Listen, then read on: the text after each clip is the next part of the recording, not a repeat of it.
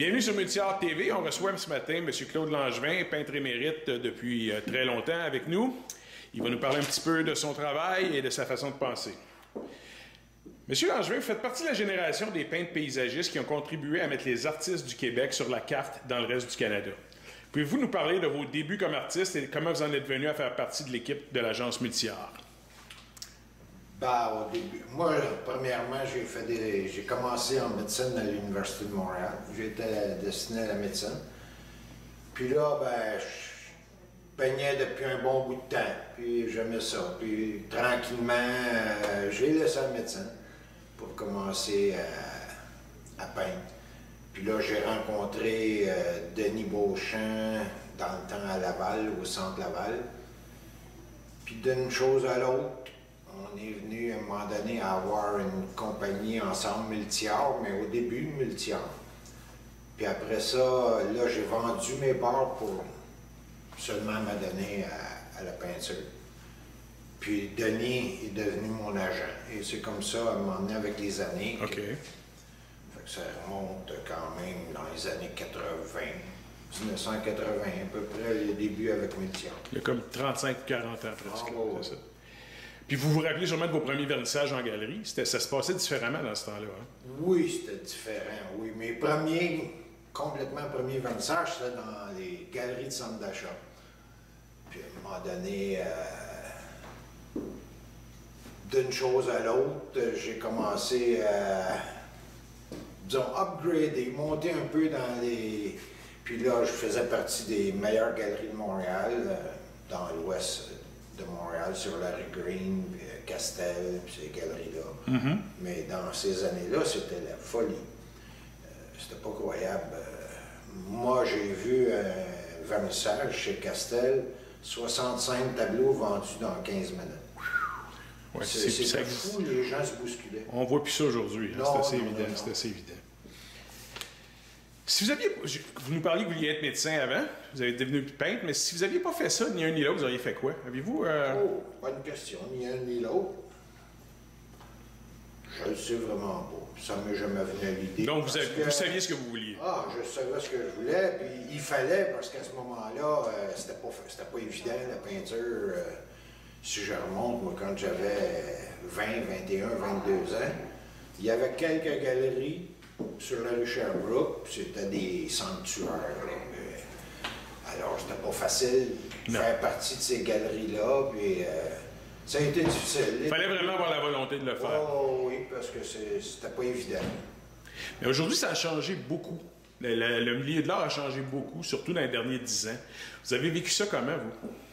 Moi, j'ai pas vu vraiment le changement. Ce que je m'aperçois aujourd'hui, c'est que les artistes vendent beaucoup par eux-mêmes, il y a beaucoup moins d'agents, ils vendent sur Internet, puis c'est plus...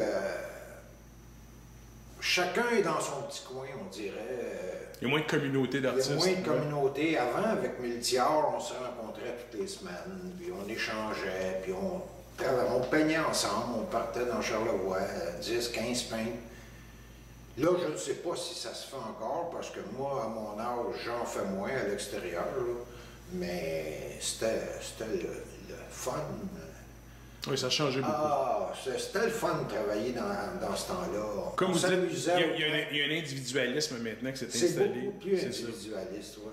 Mais comme on disait, ça vient beaucoup des technologies maintenant, puis tout ça, ça a changé beaucoup le marché de l'art. Oui, c'est sûr qu'à un moment donné, la peinture contemporaine a pris le dessus à un moment donné, bon. Mais je sais pas, moi aussi, je vois un regain quand même pour l'art figuratif. Puis, Oui, c'est frappant depuis peut-être un an. Là. Ouais. Il y a un retour quand même vers quelque chose comme ça. Mais vous, les technologies, vous n'utilisez rien, j'imagine, vous faites Non, pas... non, moi j'ai toujours resté, au début, je peignais à l'acrylique, mais au début des années 80, j'ai commencé à peindre à l'huile, puis j'ai jamais changé ma technique. OK, je comprends. Donc, c'est ça ce qu'on disait. À quoi vous attribuez ça, vous, le retour de l'intérêt pour l'art figuratif? Bonne question. Je sais que les jeunes, à un moment donné, il y a eu la période le plus grand possible, le moins cher possible. Ouais. Puis, c'est difficile à expliquer. À un moment donné, peut-être que...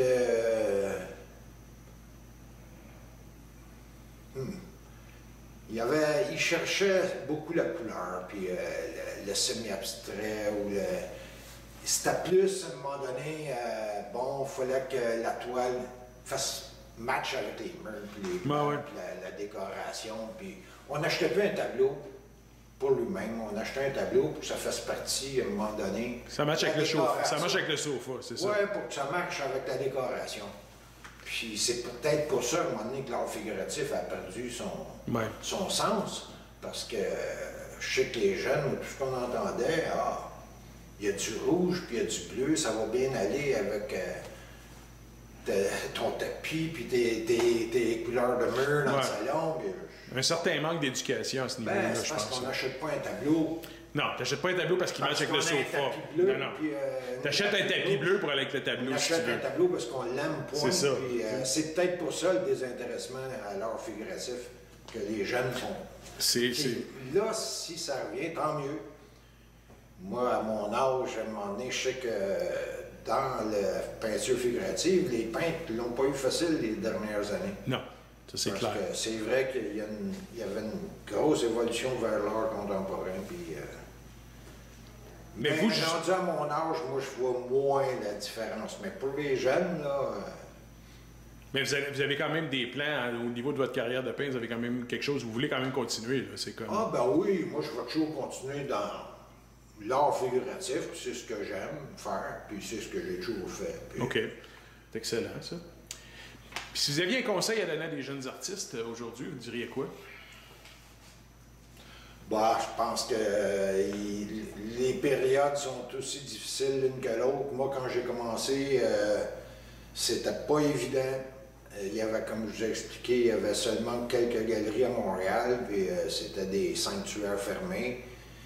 Après ça, il y a eu la belle période des années 80-90, où vraiment les gens là, se sont intéressés, puis il s'est ouvert beaucoup de galeries. Puis c'était moins cercle fermé, là, tout le monde Parce que les premières galeries, moi, que j'ai eues, même avec Denis Beauchamp, on dirait qu'il y avait un câble à l'entrée. Les gens regardaient de loin, puis on foulait les entrées à coups de café, puis ils n'étaient pas habitués à ça. Non, il y avait... Mais tranquillement, le conseil, c'est le travail, de persévérer. Je veux dire, chaque époque a eu ses difficultés. Puis, c'est de continuer, dans le fond. Si on aime vraiment ça, il faut persévérer. Puis, il n'y a pas 50 000 solutions. Excellent. Bien, merci beaucoup, M. Langevin. Puis on souhaite pouvoir vous compter longtemps parmi les artistes figuratifs qui font que Multiart est une référence dans le milieu de l'art au Canada. Merci beaucoup et à bientôt. Merci à vous.